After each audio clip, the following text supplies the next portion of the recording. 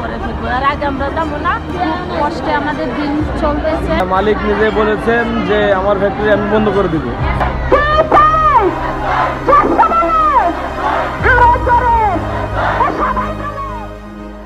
আজ 12ই মে সোমবার রাজধানী শ্রম ভবনের সামনে শতাধিক পোশাক শ্রমিক জড়ো হয়েছেন।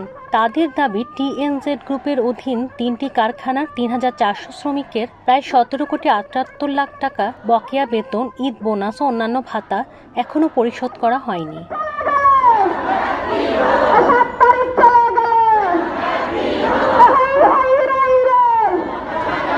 আমরা যখন রাস্তায় অবরোধ করতে চাই তখন এই যে পুলিশে কিছু কিছু মেয়েরা কিছু খোলা করে অনেক মারপিট করছে। আবার এই যে ছাত্র নেতা একজন হারো মারিয়া মানে পিঠ গিলা খালা দাগ বানায় দিচ্ছে। সচিবের দালালেরা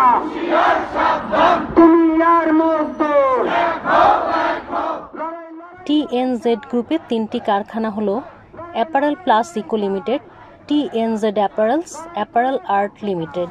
এই কারখানাগুলো শ্রমিকেরা জানিয়েছেন তারা 3 মাসের বেতন, ঈদ বোনাস এবং খাবার ভাতা পাননি। তাদের ফুল টাকা পেমেন্ট না পাওয়া পর্যন্ত আমরা থেকে আমরা অবস্থান কর্মসূচি আমরা রাখবো। আর এই মাঝে মাঝে যে কর্মসূচিগুলো দেওয়া হবে এগুলো আমরা মিটিংয়ের মাধ্যমে আলোচনা করে কর্মসূচি দেওয়া হবে এবং সবাইকে জানিয়ে কর্মসূচি দেওয়া হবে। আজকের কর্মসূচি থাকবে যে বিকেল 3:30টায় আমরা একটা শান্ত মিছিল করবো। এই মিছিলের পরে আবার কালকের কর্মসূচি আমরা আগামী ঈদে বলে দেওয়া হবে, যাতে আমরা লোকজন আসতেছে, আরও মনে হয় অনেক লোক আসবে, 1000-2 লোকের উপরে আসে গেছে, সবাইরই পেটে খিদা। এরা চাইতেছে সবাই টাকাটা পাক।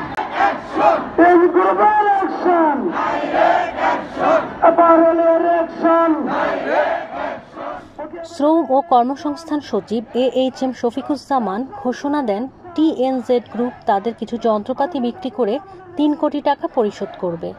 শ্রমিকরা এই প্রস্তাব প্রত্যাখ্যান করেছেন। তাদের দাবি সম্পূর্ণ বকেয়া পরিশোধ না হওয়া পর্যন্ত তারা আন্দোলন চালিয়ে যাবেন।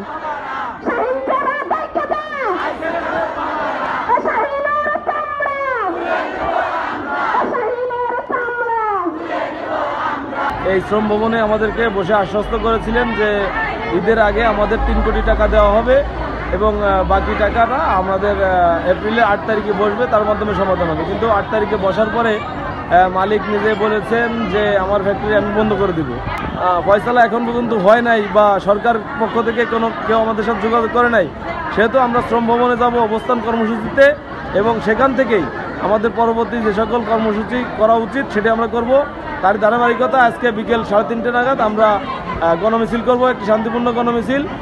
এটি এই শ্রম ভবন থেকে 0 পয়েন্ট হয়ে প্রেস ক্লাবের সামনে যাব এবং প্রেস ক্লাব থেকে আবারও এই শ্রম ভবনে এসে অবস্থান করব এবং আজকের মধ্যে যদি কোনো পজিটিভ রেজাল্ট বা আমাদের পাওনাদি পরিশোধ না করা হয় তাহলে আমরা আগামীকাল বা তারপরে বৃহত্তর কর্মসূচি ঘোষণা করব।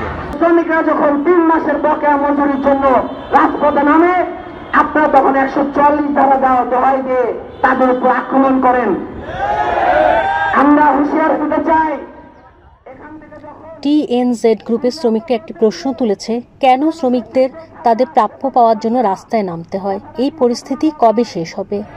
এই দেশের অর্থনৈতিক অবস্থা এবং বৈশ্বিক অর্থনৈতিক অবস্থা সকল কিছুই এই শ্রমিকদের উপর দিয়ে চলে।